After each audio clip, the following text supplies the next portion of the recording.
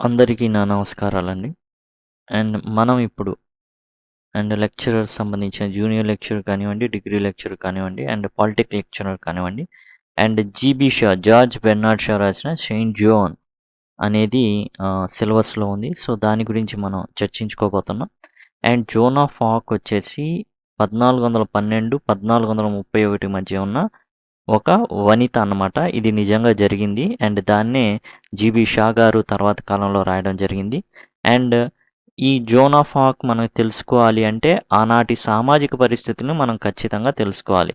ఆనాటి సామాజిక పరిస్థితులు గనక మనం తెలుసుకోకపోతే జోన్ ఆఫ్ ఆర్క్ అనేది అర్థం కాదు. అందులో మనం నేర్చుకోవాల్సిన తెలుసుకోవాల్సిన విషయాలు ఏంటంటే, ఒకటి, ఇంగ్లాండ్‌కి, ఫ్రాన్స్‌కి బద్ధ శత్రుత్వం. ఎంత బద్ధ శత్రుత్వం అంటే అండ్ 100 ఏళ్లుగా వాళ్ళు పోరాడుకుంటానే, అంటే 100 ఏళ్లుగా వాళ్ళు యుద్ధంలో ఉంటానే ఉంటారు. సో, అదే 100 ఏళ్ల యుద్ధం అనమాట. 100 ఇయర్స్ పాటు వాళ్ళు కొట్టుకుంటున్నారంటే చెప్పండి, కొట్టుకోవడం కాదు, యుద్ధంలో ఉన్నారు. డైరెక్ట్‌గా ప్రతిరోజు యుద్ధంలో ఉన్నారు. కొన్ని ప్రాంతాలను వాళ్ళు ఆక్రమించి ఆడ ఉండడం, ఈ విధంగా కొన్ని తరాల పాటు సాగిందంటే వాళ్ళ మధ్య ఉన్న వివాదాన్ని గానీ యుద్ధ వాతావరణాన్ని గానీ మనం అర్థం చేసుకోవాలి. ఇంగ్లాండ్‌కి, ఫ్రాన్స్‌కి ఏమాత్రం పడదు. ఇంకో విషయం మనం గుర్తుపెట్టుకోవాల్సింది ఏంటంటే, ఐరోపా దేశం మొత్తం కూడా ఆర్‌సీఎం చర్చ్, అంటే రోమన్ క్యాథలిక్ మిషన్ అనే ఒక చర్చ్ ఇటలీలోని రోమ్‌లో మెయిన్, ఇప్పుడు ఒక చిన్న దేశం అయిపోయింది వాటికన్ సిటీ. ఒక 30 కిలోమీటర్స్ ఏమో ఉంటుంది అంతే ఆ సిటీ. అది ఒకప్పుడు ఈ ఐరోపా దేశాలన్నిటి కూడా ఆధ్యాత్మికంగా కానీ మతపరంగా మతపర నిర్ణయాలన్నీ కూడా ఆ రోమ్ క్యాథలిక్ మిషన్ ఏదైతే ఉందో, రోమ్ దేశంలో ఉన్న ఆ యొక్క రోమ్లో ఉన్న, ఇటలీలో రోమ్ అనమాట, అప్పట్లో రోమ్ దేశం అనమాట, అంటే దాన్ని రోమన్ కంట్రీ అనే విధంగా ఒకప్పుడు పిలిచేవాళ్ళు. సో, ఆ రోమ్ నగరంలో ఉన్న వాటికన్ సిటీ ఇప్పుడు ఏదైతే ఉందో అది రోమన్ క్యాథలిక్ మిషన్ ఒకప్పుడు. దాని చెప్పు చేతల్లో ఉండేవి రాజ్యాలన్నీ కూడా. ఈ రెండు విషయాలను మనం అర్థం చేసుకుంటే మాత్రమే ఈ కథ అనేది అర్థమవుతుంది. అప్పటి ఉన్న మతపర విషయాలు కూడా చాలా ఇంపార్టెంట్. అందులో ఏంటంటే, ఒకటి మనం తెలుసుకోవాల్సింది, రోమన్ క్యాథలిక్ మిషన్ ప్రకారం ఏంటంటే, దేవుడు మనుషులతో డైరెక్ట్‌గా మాట్లాడడు. ఎవరితో మాట్లాడతాడంటే చర్చి అధికారులతో మాట్లాడతాడు, పాస్టర్లతో మాట్లాడతాడు. అసలు పాస్టర్లు కూడా కాదు. రోమ్ వాళ్ళు ఎవరైతే పై స్థాయిలో ఉన్నారో పోప్, వారితోనే మాట్లాడతాడు దేవుడు. ఇంకెవ్వరితో మాట్లాడు. ఇంకెవరితో అయినా మాట్లాడాడంటే వాళ్ళు మాట్లాడుతుంది దేవుడితో కాదు, దయ్యాలతో అనేసి హెరసీ, చేతబడి, అన్యాపదేశాలు అనేసి చెప్పేసి వాళ్ళని ఏం చేశారంటే ఉరికంబానికి ఎక్కించి చంపేవాళ్ళు లేదా తగలబెట్టేసేవాళ్ళు. సో, ఈ రెండు విషయాలు, ఇంగ్లాండ్కి ఫ్రాన్స్కి మధ్య ఎప్పుడు యుద్ధం జరుగుతుండేది, రెండు దేశాలకు పడదు. రెండోది, రోమన్ క్యాథలిక్ మిషన్ ప్రకారం ఏంటంటే దేవుడు డైరెక్ట్గా పోపు పెద్ద పెద్ద వాళ్ళతోనే మాట్లాడతాడు కానీ చిన్న వాళ్ళతో, మనుషులతో ఎప్పుడు మాట్లాడు. మనుషులకి దేవుడికి మధ్య సంధానకర్తలు ఎవరైతే పోపు, రోమన్ క్యాథలిక్ మిషన్ అనేది. సో, ఇది అనేసి ఒక రకమైన మూఢనమ్మకంలో ఉండేదన్నమాట. సో, దేవుడు ఎప్పుడు గొప్పోడే, మనుషులే, గ్రంథాలు కూడా గొప్పే, కానీ వాటిని చదివి ఇంటర్ప్రిట్ చేసే దాంట్లో చాలా తప్పులు ఉంటాయి. నేను ఇప్పుడు జోన్ ఆఫ్ ఆర్క్ చదివాను, నాకు ఒక రకంగా అర్థమవుతుంది. మీరు కూడా పుస్తకం చదవండి, మీకు ఇంకో రకంగా అర్థమవుతుంది. సో, ఎవరి భావాలు వారికి ఉంటూ ఉంటాయి. సో, ఓకే, ఇక కథ విషయానికి వచ్చేస్తే ఏంటంటే, జోన్ ఆఫ్ ఆర్క్ అనే మేడ్ ఆఫ్ ఆలియన్స్ అంటారు. ఎందుకంటే ఎప్పటి నుంచో ఫ్రాన్స్, యాక్చువల్గా మనం గమనించాల్సి ఒకటి, జోన్ ఆఫ్ ఆర్క్ ఫ్రెంచ్ దేశస్థురాలు అన్నమాట. ఈమె ఎవరి మీద యుద్ధం ప్రకటించింది? ఇంగ్లాండ్ మీద యుద్ధం ప్రకటించింది. సో, అప్పుడు దాకా ఫ్రెంచ్ నా ఒక అర్థంగా అసలు ఓడిపోయే దశలో ఉంది. కేవలం ఓడిపోతుంది, ఇక ఏం లేదు, చేతులు పైకి చాచి పట్టుకొని ఉన్నారు అంతే. అంటే రెండయ్యా, అంటే హ్యాండ్స్ అప్ అనగానే చేతులు పైకి ఎత్తుతారు కదా, ఆ విధంగా ఉంది ఫ్రాన్స్ దేశ పరిస్థితి. అట్లాంటి పరిస్థితుల్లో దేవుడు ఏం చేశాడంటే ఒక ఆమెని తీసుకొచ్చాడు ఫ్రాన్స్ దేశాన్ని కాపాడడానికి. సో, ఎట్లాంటి పరిస్థితులు ఉన్నాయి ఫ్రాన్స్ దేశంలో జోన్ ఆఫ్ ఆర్క్ వచ్చేటప్పుడు అంటే, రాజు చనిపోయాడు, కొడుకుని చార్లెస్ 7 అంటారు అతన్ని. సో, ఇతన్ని రాజుగా చార్లెస్ సెవెన్గా పట్టాభిషిక్తుడు చేయాలి. ఎవరు అసలు ఇతని పేరు ఏంటంటే మామూలు పేరు డోఫిన్, DAUPHINE, డోఫిన్ అనమాట. సో ఈ డోఫిన్ని చార్లెస్ సెవెన్గా పట్టాభిషేకం చేయాలి. రాజు చనిపోయి ఉన్నాడు ఫ్రాన్స్ దేశంలో. అండ్ చనిపోయినప్పుడు కుమారుడిని ఏం చేయాలి, పట్టాభిషేకం చేయాలి. కానీ కుదరట్లా. ఎందుకు కుదరట్లేదంటే రీమ్స్ నగరం అని, RHEIMS, రీమ్స్ నగరం అనేది, అండ్ అది ఇంగ్లాండ్ చేతుల్లో ఉంది. ఉంటే ఏంటి, ఆ రీమ్స్ నగరంలోనే ఫ్రాన్స్ దేశ రాజుని పట్టాభిషేకం చేయాలి. అది రూల్. ఏదో ఎప్పుడైనా సరే రాజును పట్టాభిషేకం చేయాలి అంటే ఓ ప్రదేశం ఆనవాయితీగా వస్తూ ఉంటుంది. సో ఆ ప్రదేశాన్ని ఎట్లా అయితే మనం జాతీయ జెండాని ఎర్రకోటలో ఎగరేయాలి అండ్ సంథింగ్ ఇట్లాంటి రూల్ ఉంటుందో, అట్లానే రాజుని పట్టాభిషిక్తుని చేయాలంటే రీమ్స్ నగరంలోనే చేయాలి. ఆ రీమ్స్ నగరం ఏమో ఇప్పుడు ఇంగ్లాండ్లో ఉండిపోయింది. ఇప్పుడు దాన్ని విడిపించితే కానీ and Dauphin, DAUPHINE, Dauphin and Charles సెవెన్గా మారలేడు. సో మామూలే, ఒక రాజుకు ఓ పేరు ఉంటుంది అండ్ పట్టాభిషిక్తుడైన తర్వాత ఇంకో పేరు మారుస్తారనమాట. సో ఆ విధంగా. సో ఇప్పుడు ఈమె ఫ్రాన్స్లో పుట్టింది. సో మేడ్ ఆఫ్ ఆలియన్స్ అంటారు ఏమని. జోన్ ఆఫ్ ఆర్క్ అనే క్యారెక్టర్ హైలైట్ అవ్వడానికి ఈ పరిస్థితులు కారణం. ఏ పరిస్థితులు, అండ్ ఫ్రాన్స్కి ఇంగ్లాండ్కి మధ్య యుద్ధం జరుగుతుంది, అండ్ రాజు లేడు ఫ్రాన్స్కి, అండ్ డోఫిన్ నామాత్రంగా కంటిన్యూ అవుతున్నాడు, వీక్ అండ్ ఒక రకమైన అమాయకుడు డోఫిన్.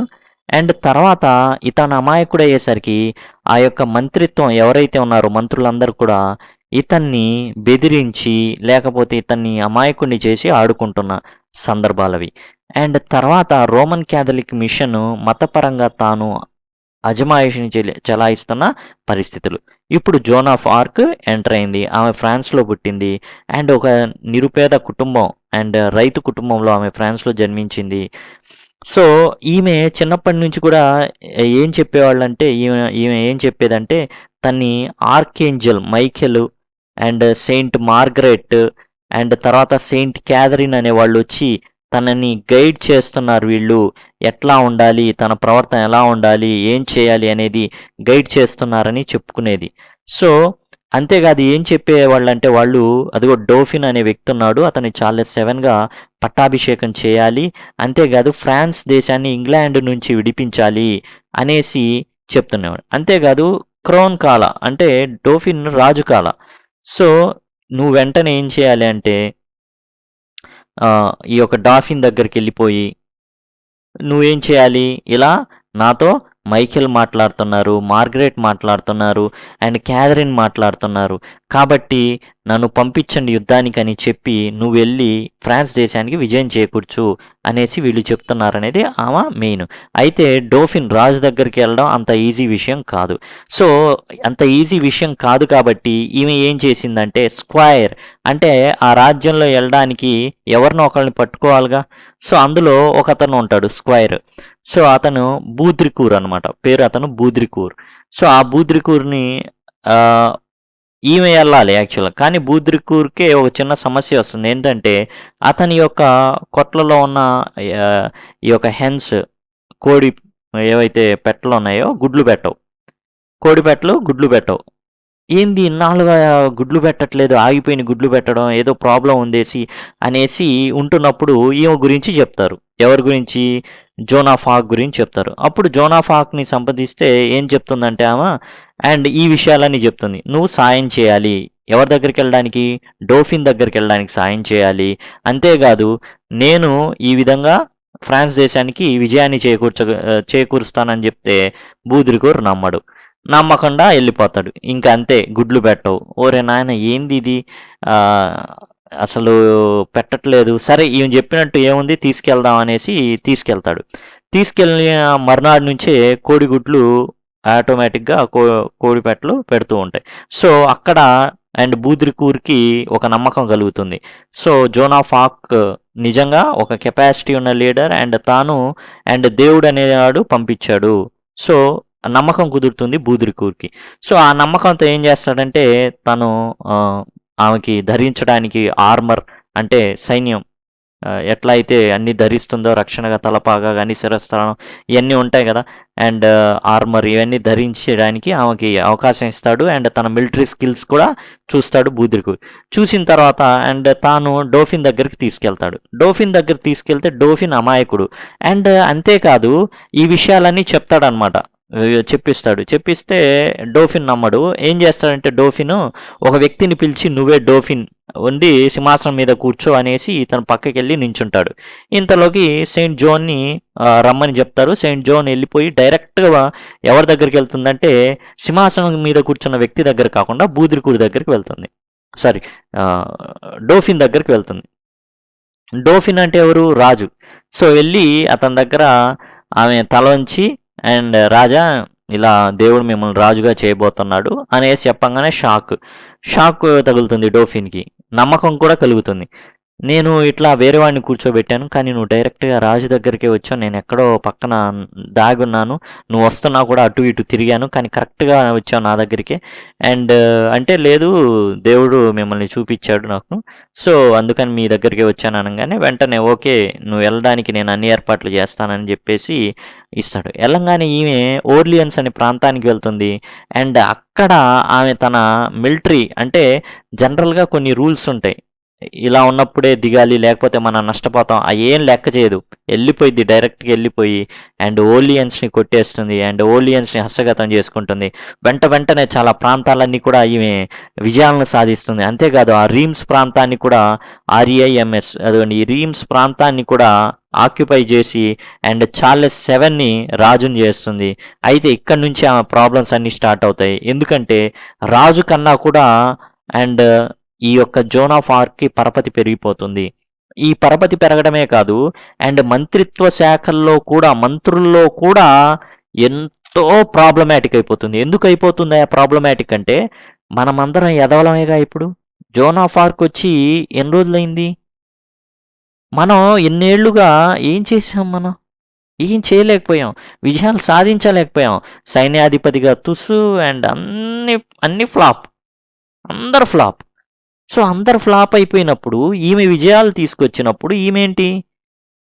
సో ఈమె పవర్ఫుల్, రాజు ఈమెకే వాల్యూ ఇస్తాడు, మనల్ని డమ్మీలుగా చూస్తాడు. సో ఇట్లా ఈ మంత్రులందరిలో కూడా ఈమె పట్ల ఈర్ష్య అసూయ యాజ్ వెల్ యాజ్ రాజుకు కూడా ఒకానొక సందర్భంలో ప్రజల్లో పేరు ప్రఖ్యాతులు జోన్కి వస్తున్నాయి కాబట్టి నేను డమ్మీనా, సో ఒక ఇన్ఫీరియారిటీ కాంప్లెక్స్ వాతావరణం ఇవన్నీ కలగలిసి ఏమవుతుందంటే ఒకానొక సందర్భంలో అండ్ ఇవన్నీ కూడా జోన్ అండ్ ఇంగ్లీష్ వారి చేతికి చిక్కడానికి కారణమవుతుంది. అండ్ ఇంగ్లీష్ బురుండియన్ ఆర్మీ ఈమెని ప్రాణాలతో పట్టుకుంటుంది. సో అటువైపు కూడా ఇంగ్లాండ్లో ఉన్న సైన్యాధిపతికి రగిలిపోతూ ఉంటాడు అండ్ ఈగో ప్రాబ్లం వచ్చేస్తుంది. అరే ఇన్నాళ్ళు మనం ఎంతో విజయాలు సాధిస్తున్నాం, కేవలం ఒక ఆడది వచ్చేసి మనల్ని దెబ్బతీసిందంటే దాన్ని ఎట్లాగైనా చిత్రహింసలు పెట్టి చంపాలి, మామూలుగా కాదు. అసలు ఎంత కసితో ఉంటాడంటే అండ్ అతను ప్రాణాలతోనే పట్టుకోవాలి, అసలు మనం మామూలుగా కాదు. అండ్ దాన్ని చంపాలి, మామూలుగా చంపాలి, కేకలు పెట్టించి చంపాలి, అసలు ఎలాగైనా చంపేయాలి దాన్ని అనేసి కసితో ఉంటాడు. అటువంటి సందర్భం ఫ్రాన్స్లోనేమో ఇన్ఫీరియారిటీ కాంప్లెక్స్తో ఉన్న మంత్రులు అండ్ రాజు కూడా నాకు పేరు కాకుండా ఈమెకు పేరు వస్తుందన్న ఒక సందర్భంలో అండ్ ఇటు పక్కేమో ఈగోతో రగిలిపోతున్న ఇంగ్లాండ్ సైన్యాధిపతి కింద సాన్నిహిత్యంగా ఉండే చర్చికి సంబంధించిన అధికారులు వీళ్ళంతా ఈగోతో రగిలిపోతున్న సందర్భంలో జోన్ వీళ్ళకి చిక్కుతుంది. ఈమె మీద ఎన్నో అనవసరమైన అపవాదులన్నీ మోపి చివరికి వాళ్ళు ఆమె చేత నిజంగానే క్రూరమైన చావు చనిపోయేటట్టుగా ఒక గుంజకి కట్టేసి లేదా ఒక కొయ్యకి కట్టేసి ఈమెని అండ్ ఆ యొక్క నూనె పోసి అండ్ ఆ కట్టెలు పేర్చి తగలబెడితే ఆమె కేకలు వేస్తుంటే హాయిని నిద్రపోతారనమాట తర్వాత నుంచి. సో అట్లాంటి శాడిస్టిక్ ఎలిమెంట్ అనేది ఆ యొక్క ఇంగ్లాండ్ సైన్యాధిపతికి కానీ కొంతమంది అధికారులకు కానీ ఆ రోజుల్లో ఉంది. సో ఇదండి అండ్ జోన్ ఆఫ్ ఆర్క్కి సంబంధించింది. అయితే ఇంతటితో అయిపోలేదు అండ్ మనం ఆ పర్సన్స్ క్యారెక్టర్స్ జూనియర్ లెక్చర్ సంబంధించి మనం కొంత అవగాహన ఇంకా రావాలి కాబట్టి అండ్ వాటి క్యారెక్టర్స్ అవి కూడా మనం ఒకసారి చూద్దాం. సో క్యారెక్టర్స్ వాటి అనాలిసిస్ కూడా మనం చూద్దాం. G B Shaw and Saint Joan and the maid అంటారు. ఏమని మెయిడ్ ఆఫ్ ఆలియన్స్ అంటారు. మెయిడ్ అంటే మీకు తెలుసు కదా, పని ఆవిడ అని అర్థం. దాని చెలికత్తె అని కూడా అర్థం ఉంటుంది. పని చేసుకునే ఆమె అని కూడా ఉంటుంది. సో పని చేసుకునే ఆమె, చిన్న చిన్న పనులు చేసుకునే ఆమె. So Joan of Arc the maid ఫ్రెంచ్కి చెందిన ఆమె. ఏమో ఫ్రెంచ్ దేశస్తురాలు. మనం ఇండియన్. అట్లానే జోన్ ఆఫ్ ఆర్క్ ఫ్రెంచ్ అనమాట. Believes in own conscience and her refusal to yield to authority and church led to her martyrdom. So యాక్చువల్గా కొన్ని కట్టుబాట్లు ఉంటాయి. ఏంటంటే అందరికీ లోబడి ఉండాలి. ఇక్కడ జోన్ ఆఫ్ ఆర్క్ చేసింది ఏంటంటే చర్చికి ఏమాత్రం లోబడలేదు. కారణం, చర్చ్ ఎలాంటిది చేస్తుందంటే కేవలం పోపుకు మాత్రమే దేవుడు చెప్తాడు, పోప్ చెప్పింది జనాలు చేయాలి అంతే. అట్లా ఒక రకమైన బానిసత్వంలో ఉంచారు. యాక్చువల్గా దేవుడు ఎక్కడా చెప్పలా, నేను ఒక్క అధికారితోనే మాట్లాడతాను అట్లా అని ఎక్కడా చెప్పలా. కానీ మనుషులు ఏంటంటే వాళ్ళ తెలివితేటల్ని ఉపయోగించి ఆ విధంగా చేయడం ఆ రోజుల్లో అదే మూఢనమ్మకం.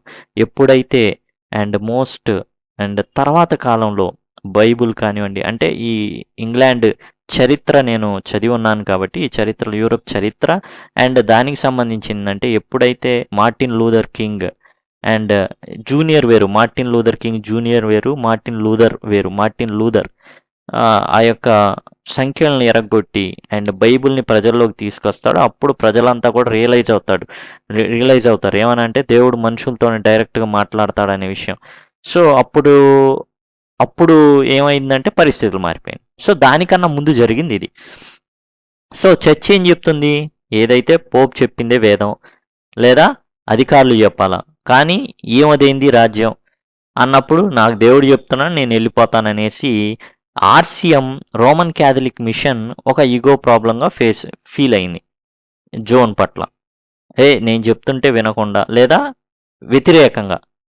సో ఫస్ట్ ప్రొటెస్టెంట్ అనమాట. ప్రొటెస్టెంట్ అని ఎవరిని అంటారంటే ఈ యొక్క బైబుల్ని యాజ్ ఇట్ ఈజ్ పక్కాగా ఎవరైతే ఫాలో అవుతారో వాళ్ళని ప్రొటెస్టెంట్ అంటారు. వీళ్ళు ప్రొటెస్టెంట్ యొక్క స్పెషాలిటీ ఏంటంటే వీళ్ళు సినిమాలు చూడరు, సీరియళ్ళు చూడరు, ఎప్పుడు కూడా దైవ చింతనలో ఉంటారు అండ్ ఆ విధంగా ఉంటారు. యాక్చువల్గా ఇంకో విషయం ఏంటంటే ఈ పారిపోయిన ప్రొటెస్టెంట్లు ఇంగ్లాండ్ దేశంలో అండ్ పక్కాగా బైబిల్ ఫాలో అయ్యే వాళ్ళు ఉన్నారు కదా, వాళ్ళందరినీ ఎక్కిరించేవాళ్ళు ఇంగ్లాండ్ దేశంలో. సో ఆ ఎక్కిరించే వాళ్ళందరూ కూడా బాధపడి అండ్ వాళ్ళు ఏం చేశారంటే ఇంగ్లాండ్ రాణి దగ్గర పర్మిషన్ తీసుకొని అమెరికా ఒక ప్రాంతానికి వెళ్ళిపోయారు. అదే ఇప్పుడు United states of America. So అలా అన్నమాట. సో ఇక్కడ ఆర్సిఎం ఏం చేసిందంటే జోన్ ఆఫ్ ఆర్క్ని అండ్ తనకు వ్యతిరేకంగా ఉంటుందనేసి ఆ యొక్క నింద వేసి చంపేయడం అనేది జరిగింది. And next Robert de Baudricourt and squire ఇతను అండ్ లొరైన్ అనే ప్రాంతం జోన్స్ డిస్ట్రిక్ట్. జోన్ ఉంటున్న జిల్లా పేరు లొరైన్ జిల్లా. సో ఆ జిల్లా ఏదైతే ఉందో అక్కడే బూద్రికూర్ అనే వ్యక్తి ఉన్నాడు. సో బూద్రికూర్ అనేది ఫ్రెంచ్ ప్రొనౌన్సియేషన్ అండి, అది అట్లా ఉంది, మనం ఏం చేయలేం. సో బూద్రికూర్ అండ్ స్క్వైర్ అనమాట, లొరైన్లో స్క్వైర్. సో అతని సహాయంతోనే ఈమె అండ్ ఫస్ట్ ఆర్మర్ కానివ్వండి అండ్ మిలిటరీ స్కిల్స్ చూపించడానికి వీలైంది బూద్రికూర్ వల్లే. అండ్ జోన్ని ఫస్ట్ సపోర్ట్ చేసింది కూడా బూద్రికూరే.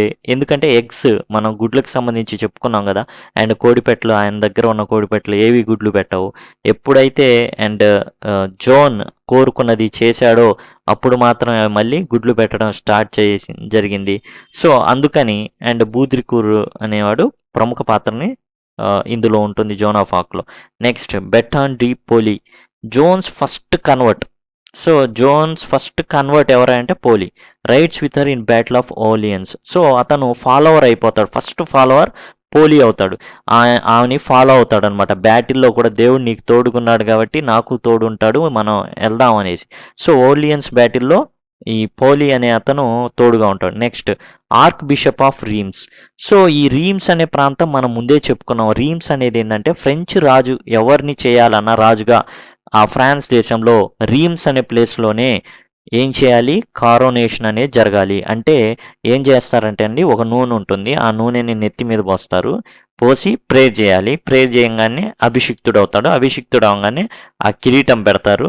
సో ఇట్లా ఉంటుంది ఒక ప్రాసెస్ ఉంటుంది. సో అదంతా కూడా రీమ్స్ అనే ప్రదేశంలో జరగాలి. అది కూడా ఎవరు చేయాలి, ఆర్క్ బిషప్ చేయాలి. చర్చ్ మ్యాన్ ఫస్ట్ పాజిటివ్గా ఉంటాడు. అసలు జోన్ అన్నీ సాధిస్తూ ఉంటే వెరీ గుడ్, దేవుడు పంపించండి. కానీ ఎప్పుడైతే జోన్ డాఫిన్ని చార్లెస్ సెవెన్గా ఆ యొక్క కిరీటం అనేది తాను తెచ్చి డోఫిన్ నెత్తి మీద పెడుతుందో అప్పుడు రీమ్స్కి చాలా కుళ్ళు, అసూయ అన్నీ వచ్చేస్తాయి. అంతే కదా, నేను చేయాలి, రీమ్స్లో నేను ఆర్క్ బిషప్ని, అంటే నేను చర్చ్ పెట్టిన అధికారిని, నేనేం చేయాలి, నేను కిరీటం పెట్టి నేను అతన్ని రాజుగా చేయాలి, ఆర్క్ బిషప్ అయిన నేను. కానీ జోన్ ఎవరు చేయడానికి అనేసి అక్కడ ఏమవుతుందంటే తేడా పడుతుంది. అప్పటి నుంచి ఆర్క్ బిషప్ ఆఫ్ రీమ్స్ కూడా జోన్కి వ్యతిరేకంగా మారుతాడు. నెక్స్ట్ మాన్షు డీలా ట్రెములి. సో ఇతను ఏంటంటే చాంబర్లైన్. యాక్చువల్గా ఇది రాజు దగ్గర ఉండే వాళ్ళలో ఒక ఉద్యోగం అనమాట, chamberlain. And commander in chief of French forces. So ఇతను ఏందంటే సైన్యాధిపతి. దేనికి, ఫ్రెంచ్ దానికి. ట్రెములి ఇతను ఇది కొంచెం తేడా ఉండొచ్చండి pronunciation. And Tremouille, so French ఫోర్సెస్కి సర్వసైన్యాధ్యక్షుడు ట్రెములి. సో ఇతను ఏం చేస్తాడంటే డోఫిన్ని బెదిరిస్తా పబ్బం గడుపుకునేవాడు. సో డోఫిన్ అమాయకుడు, సో కాబట్టి ఇతను ఏది చెప్తే అది చేసేవాడు, పెద్ద విజయాలు లేవు. ఇతను బెదిరిస్తూ ఉంటాడు. దాంతో ఏం చేశాడంటే సర్వసైన్యాధ్యక్షుడు పదవిని, కమాండర్ ఇన్ చీఫ్ని జోన్కి ఇచ్చేస్తాడు డోఫిన్. అక్కడ కూడా ట్రెములికి మండుతుంది. సో చూడండి, జోన్కి కేవలం 18 ఏళ్ల వయసు అట్లా ఉంటుంది, 17, 18, 19. ఈ ఏజ్లోనే 19 ఏళ్ళకి చంపబడుతుంది. సో ఈ ఏజ్లో తాను తన చుట్టూ జరుగుతుంది ఏందో అర్థం చేసుకునే పరిస్థితిలో లేదు.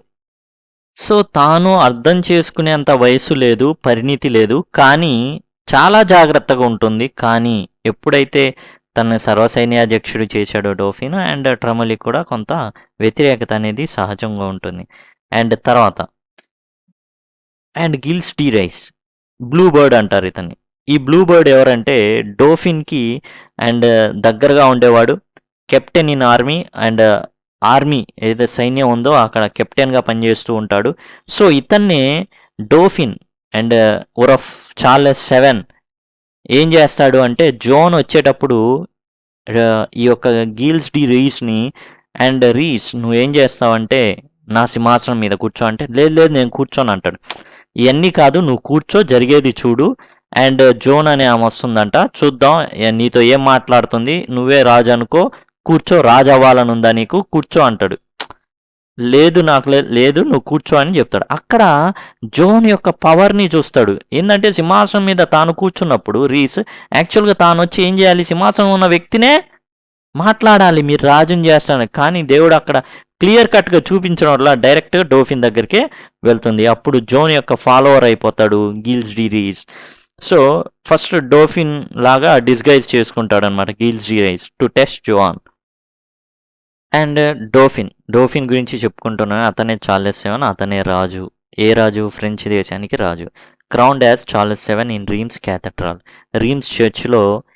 అండ్ చార్లెస్ 7గా అండ్ ఫ్రెంచ్ భావి రాజుగా అక్కడ అతను ఏం చేశారు, అతన్ని కిరీటం అనేది ధరించాడు.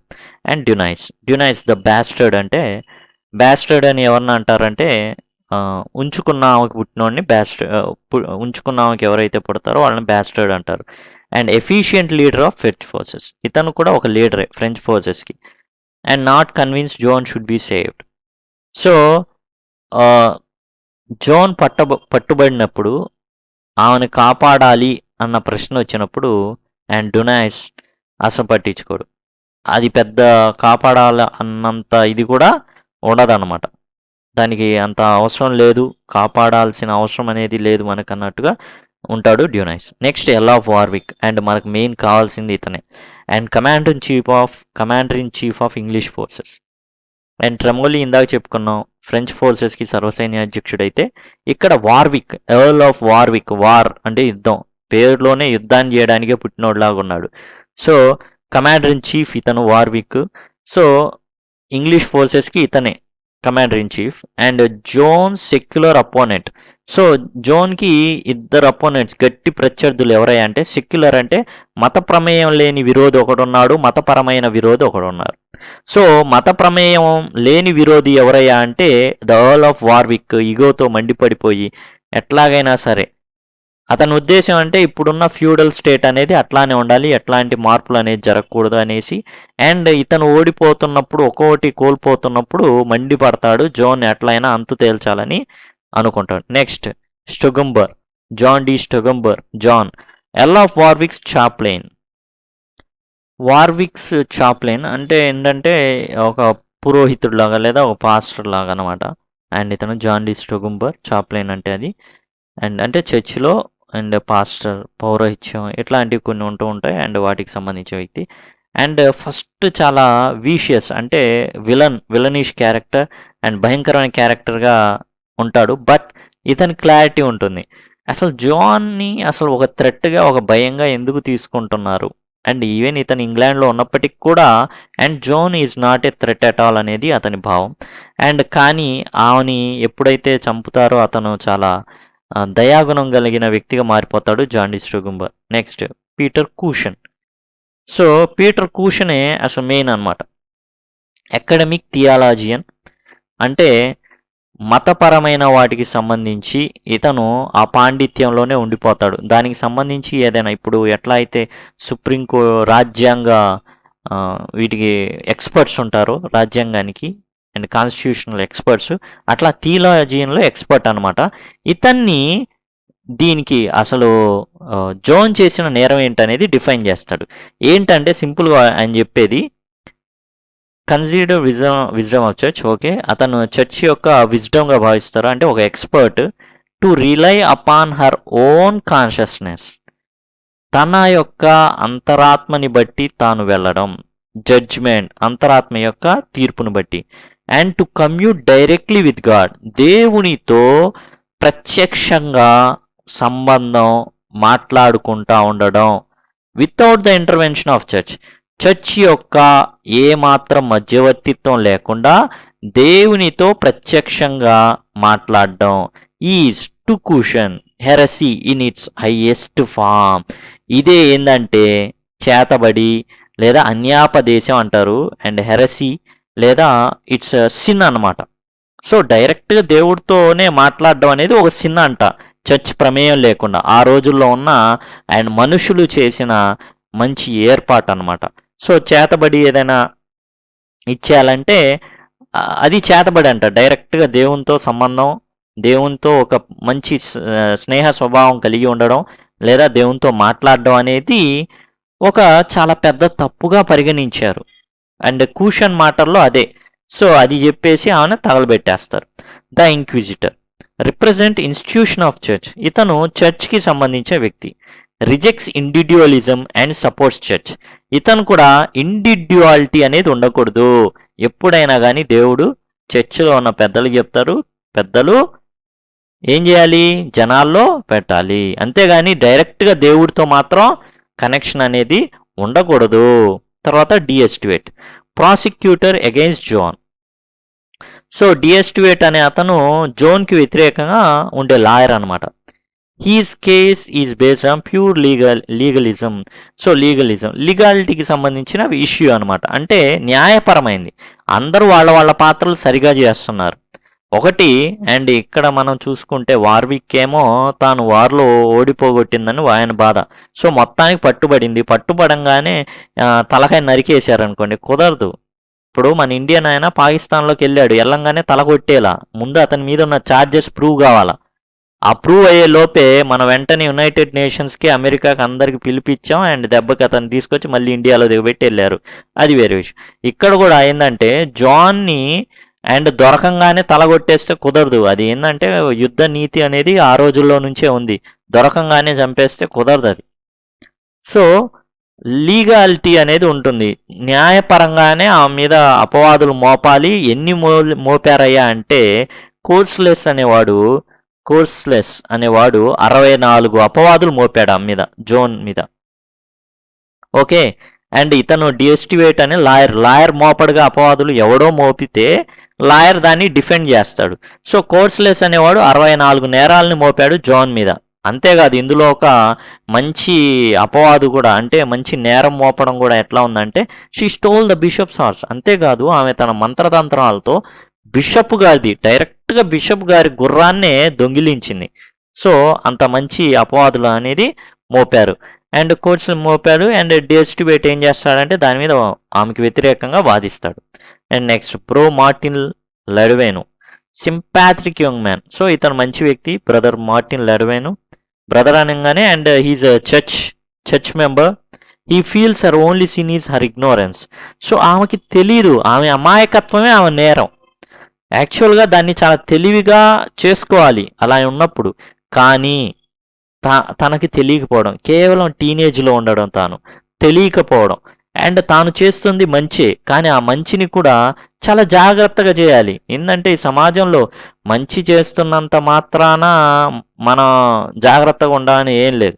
అండ్ ఇంకా మంచి వాళ్ళనే ఇంకా ఏదైనా టార్గెట్ చేయాలని చూస్తూ ఉంటారు. సో అలాంటి పరిస్థితుల్లో చాలా జాగ్రత్తగా ఉండాలి, లేకపోతే చాలా కష్టం అనమాట. సో అందుకని ఈయన భావించేది ఏంటంటే ఆమెది ఏ తప్పు లేదు, కేవలం ఆమె అమాయకత్వం మాత్రమే అనేది మార్టిన్ భావిస్తూ ఉంటాడు. And he holds up cross to see while she is on funeral stake. ఆమెని చూడడానికి తాపత్రయపడతాడు. And instrumental in Joan's rehabilitation, జోన్ని ఎట్లాగైనా విడిపించాలి అన్న దాంట్లో ఈ బ్రదర్ మార్టిన్ అనేవాడు అండ్ చాలా సాయం చేయడానికి చూశాడు. అండ్ నెక్స్ట్ ఎగ్జిక్యూషనర్, అంటే ఈ యొక్క చివరికి తేలిపోయింది. అండ్ జోన్ని హెరసీ కింద, అండ్ చేతబడి శక్తులు అండ్ దేవుడి కాకుండా వేరే శక్తులను ఆమె ఆశ్రయించిందనే నెపంతో అది ఏం చేశారంటే ఎగ్జిక్యూషనర్, అంటే ఇక ఆమెని ఆ యొక్క కొయ్యకి కట్టేసి చుట్టూ అదంతా పేర్చి ఆ యొక్క కట్టెలు అండ్ ఇక నూనె పోసి తగలేయాలి. సో అది ఎగ్జిక్యూషనర్ అనమాట. సో అతను ఏం రిపోర్ట్ చేస్తాడంటే మెయిడ్ యొక్క ఆమె యొక్క గుండె మాత్రం కాలిపోకూడదంట, and something like that. And next English soldier ఒక అతను ఉంటాడు, అండ్ నార్మల్ అతని పేరు అయితే ఇవ్వలేదు. అతను ఏం చేస్తాడంటే ఒక సిలువ తయారు చేసి జోన్కి చనిపోయే ముందు ఇస్తాడు. అండ్ దాని ప్రకారంగా ఏం చెప్తారంటే, అండ్ జార్జ్ బెర్నార్డ్ షా ఏం చెప్తాడంటే, for which he receives one day rest a year out of hell. So ఈ ఇంగ్లీష్ సోల్జరు నరకానికి వెళ్ళడం గ్యారంటీ, వెళ్తాడు, కానీ ఒకరోజు రెస్ట్ మాత్రం దొరికిద్దంట ప్రతి సంవత్సరం కూడా. ఎందుకని అంటే సిలువని ఆమెని తయారు చేసి ఇచ్చినందుకు. సో సంవాట్ ఇది రాయబడింది కాబట్టి. అండ్ యాక్చువల్గా ఆమె యుద్ధం చేసే మాట విషయం నిజం, అండ్ ఆమె చనిపోయిన మాట కూడా నిజమే, ఎక్కడ కూడా అబద్ధం లేదు. అయితే ఇదంతా కూడా ఏం చేయాలి, ఎవరో ఒకళ్ళు రాయాలి. జరిగింది కరెక్ట్, కానీ దాన్ని ఎవరో ఒకళ్ళు రాసి మనకు చెబితేనో, మనకి ఆసువుగా చెప్తేనోనే కదా మనకు అర్థమైంది. సో అలాంటి ప్రయత్నమే చేశాడు జార్జ్ బెర్నార్డ్ షా. సో మీకు ఈ వీడియో నచ్చినట్లయితే దయచేసి మీ యొక్క వాట్సాప్ సమూహాల్లో, ఫేస్బుక్ సమూహాల్లో దయచేసి షేర్ చేయండి. అండ్ నాకు తెలిసి చాలా వ్యూస్ చాలా తక్కువ అయినప్పటికీ కూడా నేను చేస్తున్నాను. And thanks a lot. And దయచేసి షేర్ చేయండి అండ్ సబ్స్క్రైబ్ చేసుకోండి అండ్ లైక్ చేయండి అండ్ కామెంట్ చేయండి. Thanks a lot.